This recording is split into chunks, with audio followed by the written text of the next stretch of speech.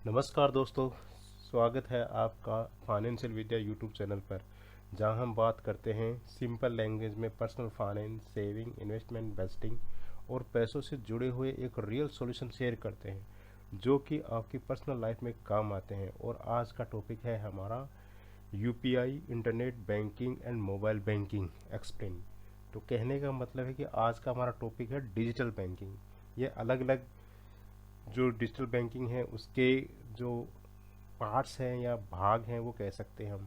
तो हमारा आज का टॉपिक है और आज का टॉपिक है हमारा digital banking. UPI, internet banking, mobile banking, ये सब जो है वो डिजिटल बैंकिंग के ही एक भाग हैं, उसके ही काम हैं। तो इस बारे में आप पूरी जानकारी लेना चाहते हैं तो इस वीडियो के अंत तक बने रहिएगा। हम प्रॉपर समझेंगे कि डिजिटल बैंकिंग की शुरुआत इंडिया में कैसे हुई और कैसे इसमें डिजिटल बैंकिंग में एक बूम आया। तो हम अपने टॉपिक को स्टार्ट करते हैं।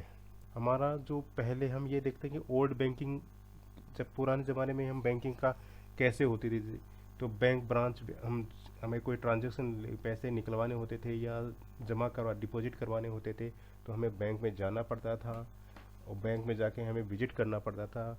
एक फॉर्म हमें एक हार्ड जो फॉर्म होता था वो हमें फिल करना पड़ता था, फिर वेटिंग लाइन में लगना पड़ता था। और लिमिटेड बैंकिंग हाउस होते वो 2 बजे तक ही उस समय काम होता था। तो हम 2 बजे तक हमारा जो ट्रांजेक्शन होता था तो हो सकता था, उसके बाद तो हम बिना ट्रांजेक्शन कंप्लीट किए हमें वापस आना पड़ता था, ज़्यादा भीड़ हो तो। नेक्स्ट स्लाइड पे चलते हैं। What is digital banking? Digital banking क्या है? डिजिटल बैंकिंग का मीन होता है कि वो बैंकिंग जो हम इंटरनेट के थ्रू उसको इस्तेमाल करें, using the bank services online. हम ऑनलाइन बैंक जो पहले हम बैंक में जाके ट्रांजेक्शन करते थे, अब हम घर बैठे ही ऑनलाइन ट्रांजेक्शन कर लेते हैं। वो हम मोबाइल से करें या इंटरनेट से करें या ऐप से करें या वेबसाइट से करें, वो किसी भी तरीके से करें, वही जो है वो डिजिटल बैंकिंग है। तो डिजिटल बैंकिंग का मतलब यही है कि हम बैंक का ट्रांजेक्शन जो है ऑनलाइन कर रहे हैं। अब evolution of the digital banking in India, जो एक इवोल्यूशन है डिजिटल बैंकिंग का इंडिया में कैसे आया। तो हम एटीएम, पहले डिजिटल बैंकिंग के लिए बात करते पहले एटीएम आए। एटीएम जो कि हर जगह होते हैं, शहरों में या गांव में हर जगह होते हैं। तो उनसे हम पैसे जमा करवा वहाँ से हम पैसे भी जमा करवा सकते हैं। कुछ एटीएम ऐसे भी होते हैं वहाँ से हम पैसे जमा भी करवा सकते हैं, और अधिकतर एटीएम ये ऐसे होते हैं वहाँ से हम पैसे सिर्फ निकाल सकते हैं। इंटरनेट बैंकिंग जो कि हम लैपटॉप में या अपने जो डेस्कटॉप है या कंप्यूटर है वहाँ से कर सकते हैं। मोबाइल बैंकिंग ऐप्स, जो मोबाइल में ऐप्स होती हैं बैंकों की। यूपीआई रिवोल्यूशन, जो हम यूपीआई ट्रांजेक्शन करते हैं, तो वो एक यूपीआई का रिवोल्यूशन भी एक आया, हम ऑनलाइन ट्रांजेक्शन कर लेते हैं जो भी कुछ हमें पे करना होता है।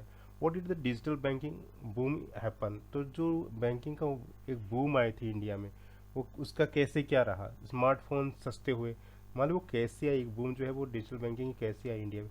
तो हम पहले बात करें, स्मार्टफोन सस्ते हुए जो है लॉकडाउन के बाद में क्या एक डिजिटल क्रांति आ गई थी इंडिया में। तो उस समय के स्मार्टफोन्स भी दुनिया भर के आए थे तो लोग सबके पास स्मार्टफोन्स हो गए। उसके बाद इंटरनेट एक्सेसिबिलिटी बढ़ी, तो उसके बाद में जो रिलायंस के जो जियो जो था उसका रिचार्ज हो तो बहुत ही सस्ता था, स्टार्टिंग में उन्होंने फ्री दिया था। सो दैट क्या है कि सब उन्होंने सब हम लोगों ने सब ने यही इंटरनेट की एक आदत हो गई, फिर वो इंटरनेट से पूरा काम करने लगे। गवर्नमेंट इनिशिएटिव, गवर्नमेंट ने भी इसकी तरफ जो है अपना कदम बढ़ाया, इसको प्रमोट करने की कोशिश की। और कोविड के बाद अडोप्शन, और कोविड के बाद तो बिल्कुल एकदम बूम आ गई थी, दबा के हर चीज़ जो है ऑनलाइन होने लग गई थी।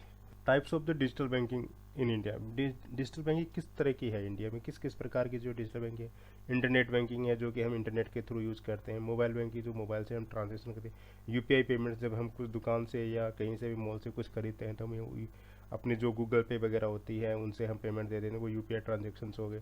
डिजिटल वॉलेट, डिजिटल वॉलेट्स वो होते हैं जैसे कि डिजिटल वॉलेट इलेक्ट्रॉनिक वॉलेट होता है जिसमें हम अपना जो क्रेडिट ट्रांजेक्शन भी देख सकते हैं, हम अपना डेबिट ट्रांजेक्शन भी देख सकते हैं। अब अपने जो कार्ड्स वगैरह डिटेल्स भी वहाँ पे फिल करके रख सकते हैं। और हमें कोई पेमेंट्स वगैरह करनी हो तो हम वहाँ से हम पेमेंट्स भी कर सकते हैं। तो वो डिजिटल बैंकिंग होते हैं, डिजिटल वॉलेट्स होते हैं।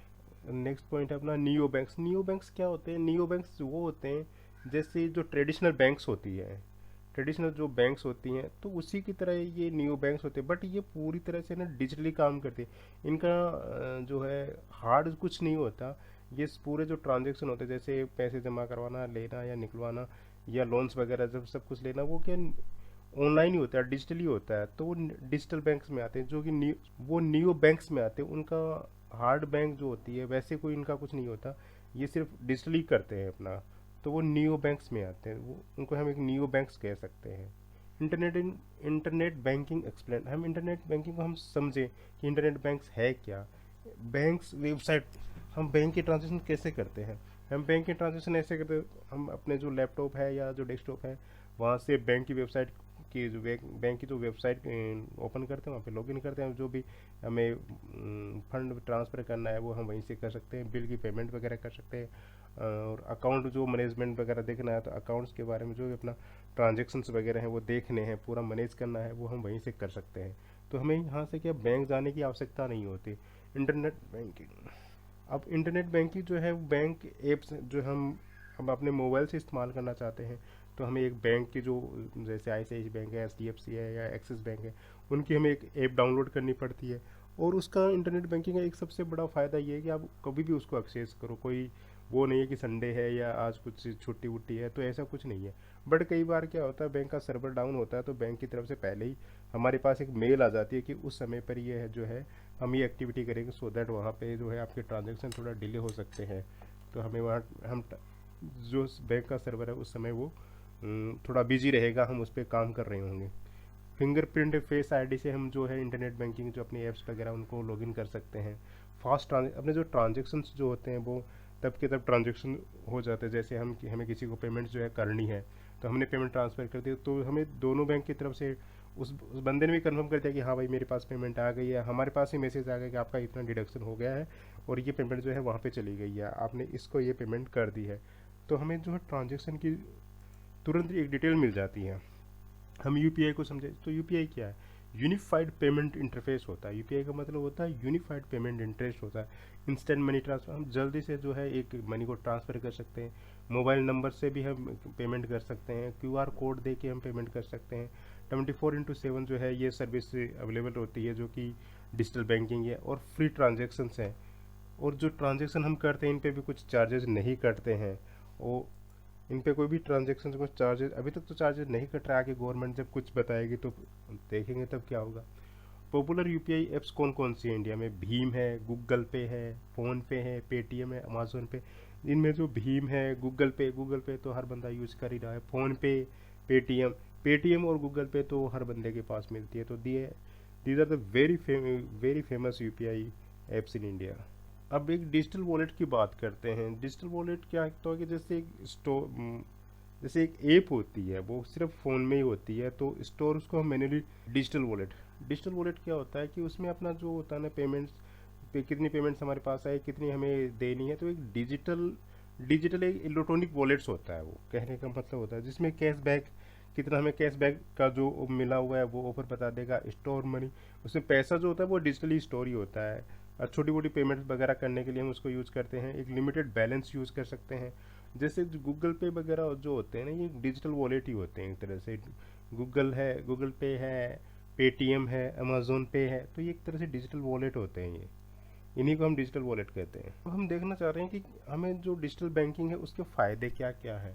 एक तो हमारा इसमें टाइम सेविंग का फ़ायदा होता है, हमारा समय जो है वो बचता है। पहले हम जो ट्रेडिशनल बैंक जो थी बिफोर द कोविड से पहले हम बैंक में जाते थे, वहाँ पर टाइम लगता था, फॉर्म भरते थे, जो दुनिया भर के जो भी थ्योरेटिकल काम थे वो करते थे, फिर लाइन में लगते थे, फिर नंबर आता था, फिर वो बैंक का जो घंटे होते थे उसके अकॉर्डिंग वो काम करते थे। सो दैट वहाँ पे हमें टाइम हो जाता था। अब हम घर बैठे हैं या ऑफिस में हैं, कहीं से भी हमें 2 मिनट में ट्रांजेक्शन का वो 2 मिनट भी नहीं लगते, उसमें ट्रांजेक्शन कंप्लीट कर देते हैं अपना, तो समय बचता है। कैशलेस पेमेंट हो जाती है, तो अब हमें हार्ड कैश लेके इधर उधर लेके घूमने की भी आवश्यकता नहीं। इजी ट्रैकिंग हो जाती है, जल्दी से ट्रैकिंग हो जाती है, क्योंकि जो हमारे सामने जो भी हम ट्रांजेक्शन करते हैं वो फटाफट हमारे जो अकाउंट्स है, जो बैंक का जो है समरी जो है, बैंक समरी जो उसमें जो डिटेल्स ट्रांजेक्शन वहाँ पे हमें मिल जाती है। 24/7 हम इसको कभी भी यूज़ कर सकते हैं। ट्रांसपेरेंसी रहती है कि पता रहता है कि हमने किसको पैसा ट्रांसफ़र किया और किससे हमारे पास पैसा आया है, तो एक ट्रांसपेरेंसी रहती है। तो ये काफ़ी जो है बेनिफिट्स हैं डिजिटल बैंकिंग के। अब हम बात करें रिस्क क्या है, डिजिटल बैंकिंग में रिस्क क्या है। इसमें सबसे बड़ा रिस्क तो है साइबर फ्रॉड का तो सबसे बड़ा रिस्क यही है। फिशिंग स्कैम्स का है, कोई स्कैम में हम फंस गए या किसी ने हमें जो है जो फ्रॉड मैसेज भेज दिया, या फेक कॉल्स आ गई तो हमारे फ़ोन को हैक कर लिया गया, या हमारे जो मैसेज है उसमें कोई स्पैम लिंक दे दिया तो उस लिंक पे हमने क्लिक कर लिया, तो वो चीज़ें हो सकती है। टेक्निकल इश्यूज हो सकते, टेक्निकल इशू तो बहुत ही नहीं के बराबर रहती है, बट भी साइबर फ्रॉड है, फिशिंग स्कैम है, फेक कॉल्स वगैरह मैसेज है, ये ज़्यादा जो है बहुत ही ज़्यादा रिस्की है ये। अब डिजिटल बैंकिंग है उसमें रिस्क तो है उसके अंदर, बट उसमें सेफ्टी के भी कुछ टिप्स होंगे, तो वो टिप्स कौन कौन से कह सकते हैं हमें, हम अपने आप को जो है अपने अकाउंट को हम सेफ कैसे रख पाएंगे, किसी स्कैम में न फंसें या कोई फ्रॉड जो मैसेज है उस पर क्लिक न करें, तो जो जो रिस्क है उसको हम दूर कैसे करें, कि सेफ्टी टिप्स क्या। नेवर शेयर द फोटोज़, हमें कभी भी अपने अकाउंट्स की या जो बैंक अकाउंट है या जो अपने ट्रांजेक्शन की है पूरी पूरी फ़ोटो जो है वो किसी को शेयर नहीं करें, कोई फ़ोटोज़ वगैरह है या जो ट्रांजेक्शन जो हमने किया है को किसी के साथ भी कुछ शेयर नहीं करना। Don't click the unknown links, हमें जो लिंक हमारे पास मैसेज में जो लिंक्स आ रहे हैं व्हाट्सएप पे या जो नॉर्मल मैसेज है उसमें जो लिंक्स आ रहे हैं, मेल पे जो लिंक्स आ रहे हैं, तो लिंक्स पे हमें कोई क्लिक नहीं। यूज़ स्ट्रॉन्ग पासवर्ड, एक पासवर्ड जो है वो स्ट्रॉन्ग हमें यूज़ करना चाहिए, और वो 2-4 दिन से या 10 दिन से हमें वो चेंज करते रहना चाहिए, और पासवर्ड भी बिल्कुल स्ट्रॉन्ग रखना चाहिए, और यूज़ ओनली द ऑफिशियल है। और एक और ये है कि हम जब ऑनलाइन ट्रांजेक्शन करते हैं तो हमें जो है ऑफिशियल जो ऐप होती है ना उसी को हमें यूज़ करना चाहिए। ऐसा नहीं कि कोई भी लिंक कहीं से खुल रहा है वहीं पे हमने खोल के बैठ गए, तो ऐसा नहीं करना चाहिए। ये सबसे बड़ा इशू ये है, इसमें यही रहता है कि एक जो ट्रस्टेड जो लिंक है उसी को ओपन करना चाहिए हमें। Digital banking versus traditional banking, और डिजिटल बैंकिंग और ट्रेडिशनल बैंकिंग में क्या अंतर है। डिजिटल बैंकिंग के तो बहुत ही फास्ट काम होता है, ट्रेडिशनल बैंकिंग में धीरे धीरे काम होता था। एक्चुअली हम बैंक में जाते थे, टाइम लगता था, लाइनें लगती थी। कन्वीनियंट है, डिजिटल बैंकिंग तो बहुत ही ज़्यादा कन्वीनियंट है, हम इजीली अपने ट्रांजेक्शन को कंप्लीट कर पाते हैं। और ट्रेडिशनल बैंकिंग पर्सनल इंट्रक्शन, हम जाके मिलते थे, कौन था कैसे था, तब लाइन में लगते हैं, तब जाके हमारा ट्रांजेक्शन कंप्लीट होता है। और डिजिटल बैंकिंग में पेपरलेस काम होता है जिसमें कोई पेपर की आवश्यकता नहीं। और ट्रेडिशनल बैंकिंग में ब्रांच पे डिपेंडेंट होता है कि ब्रांच कैसे क्या काम करे, कितना टाइम लगेगा, वो टोटली ब्रांच पे था। तो सो दैट ये मेनली डिफरेंस यही है डिजिटल बैंकिंग में और ट्रेडिशनल बैंकिंग में। नेक्स्ट अपना पॉइंट है government role in the digital banking, government का क्या रोल है डिजिटल बैंकिंग में। डिजिटल इंडिया मिशन, गवर्नमेंट ने एक डिजिटल इंडिया मिशन निकाला था, तो उसमें भी डिजिटल को जो है डिजिटली जो है वो उसको काफ़ी कुछ प्रमोट किया गया। यूपीआई इंफ्रास्ट्रक्चर बनाया गया, आधार इंटीग्रेशन, एक आधार से लिंक कर दी, अपने जो अकाउंट्स वगैरह हैं उनको हम आधार से लिंक करते हैं, वो एक यूनिक एक अपनी आईडी बनवा दी है गवर्नमेंट। फाइनेंशियल इंक्लूजन है। Future of the digital banking, digital banking का फ्यूचर क्या है इंडिया में। एआई बेस्ड बैंकिंग, अब जो है एआई आ गई है तो ओबियसली इसमें एआई बेस्ड तो बैंकिंग रहेगी।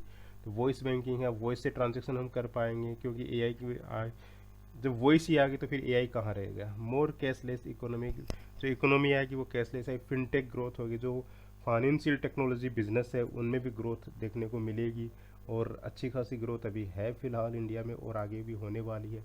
Impact of the digital banking, digital banking का इम्पैक्ट क्या प्रभाव पड़ेगा।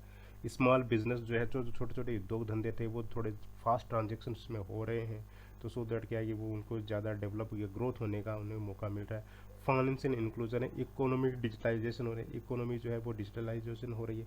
ट्रांसपेरेंसी इंक्रीज हो रही है, इसमें ट्रांसपेरेंसी का ये है कि कहीं पे फ्रॉड होने के चांसेस बहुत कम हो गए हैं, बट कुछ स्टेप्स हैं उनको हमें ध्यान में रखनी चाहिए। पेमेंट्स में डिले नहीं हो रही है, पहले की बजाय जो है अब पेमेंट्स फास्ट हो रही हैं।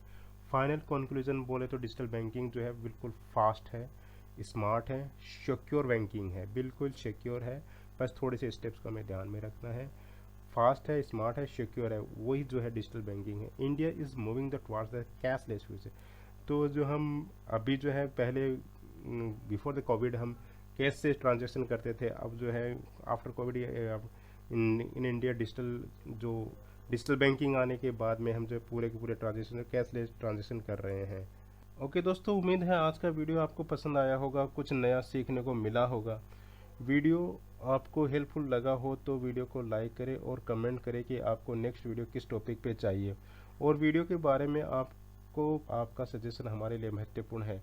और चैनल को सब्सक्राइब करना न भूलें। मिलते हैं नेक्स्ट वीडियो में एक और पर्सनल फाइनेंस यूजफुल टॉपिक के साथ, तब तक के लिए goodbye. Thanks for watching this video.